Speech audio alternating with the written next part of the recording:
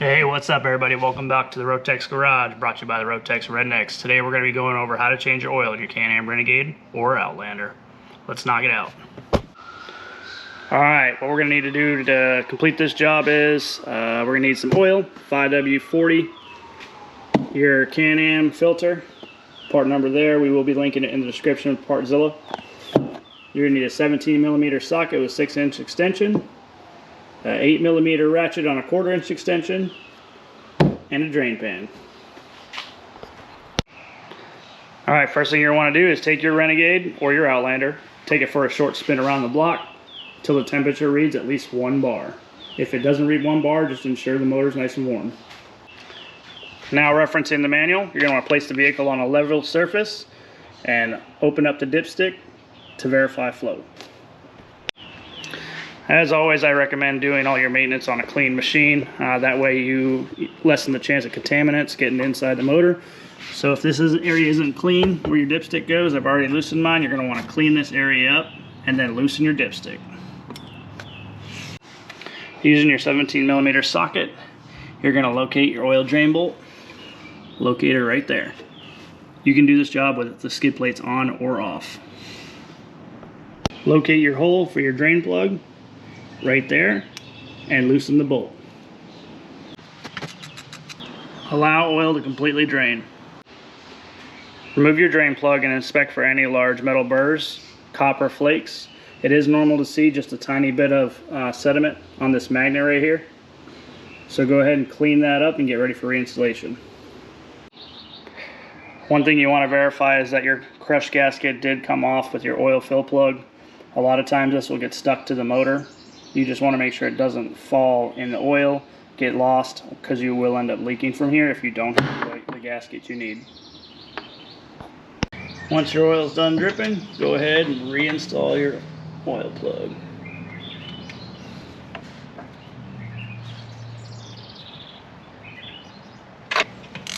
Then torque to 22 foot-pounds.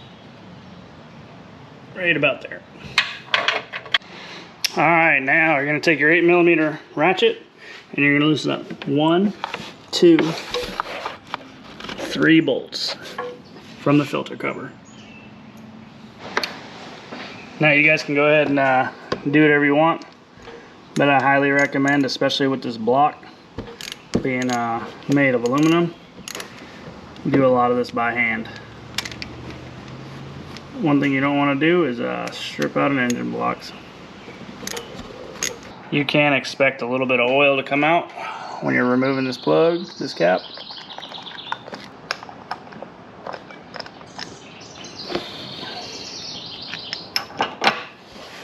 Go ahead and just wiggle it and pull back at the same time. And there's your oil filter. Alright, now you want to go ahead and check the inlet bore and the area for other contaminants. That's this little nipple that comes inside and around there. So all we're going to do is walk over here. And we're going to verify that our inlet area, both in here and on that pipe, are all nice and clean. While you're in here, you might as well clean up some of this so you know if it's leaking or not. Make sure this gasket, where this gasket goes, is nice and clean too, very important. Last thing you want is mud and water getting inside your machine, you know. After your filter is done draining, one thing I like to do is I like to look at it real good and make sure there's no big metal flakes in it. It just tells you about the healthiness of your engine. So go ahead and inspect it. Looks good to me. Let's get this new filter in. Alright, you got your new filter out of the box. Like I said, it's the BRP one. Link is to Partzilla's in the description. So you're going to take it, dab a little bit of your new oil, and you're going to lube up this rubber grommet to where it connects onto the motor. It prevents dry rotting and makes sure it slips on. It makes it have a good seal. So go ahead and lube that up. While you're at it, if you installed a new rubber O-ring on your cover, you're going to want to take and lube that up as well.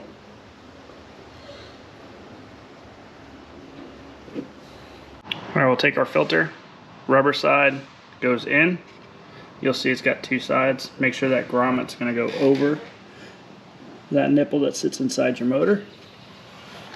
And it should sit in there by itself. Just kind of feel it around, and you'll feel it, and you'll slowly work it in. Alright, now that that's in there, you're going to take your cover with your bolts, and they're actually all the same, so there's no orientation for it. You're just going to want to take it, make sure your filter's centered on it, and you're going to... I like to start all these bolts by hand first before I ever install them all the way. One, that makes sure that your cover's lined up with all three holes, and two, it makes sure that you don't cross thread anything.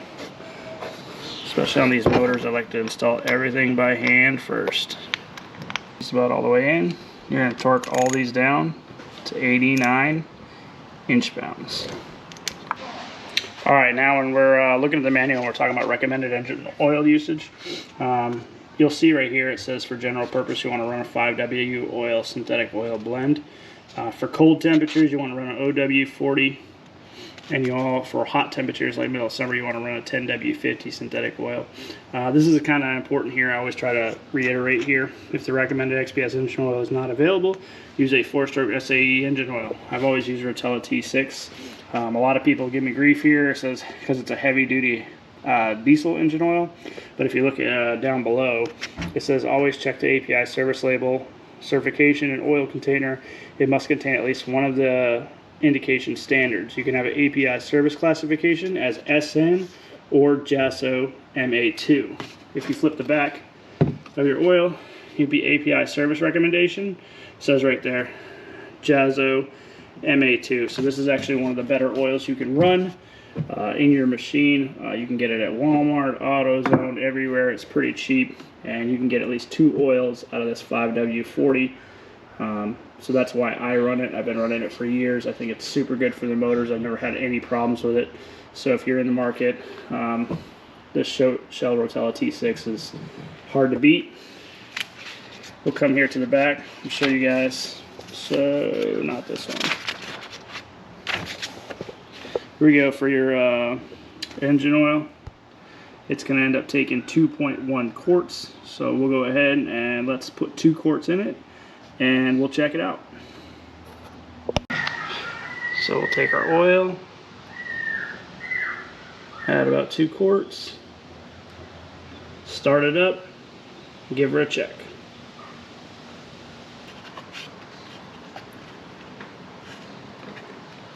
Tuned up good. Now one thing I like to do before I start it, I almost went ahead and started it, is I like to take a little brake cleaner and clean off all that extra engine oil on there and on the bottom, just so I know if we got any leaks. Alright, time to give her a minute. You want to start for a minimum of 30 seconds.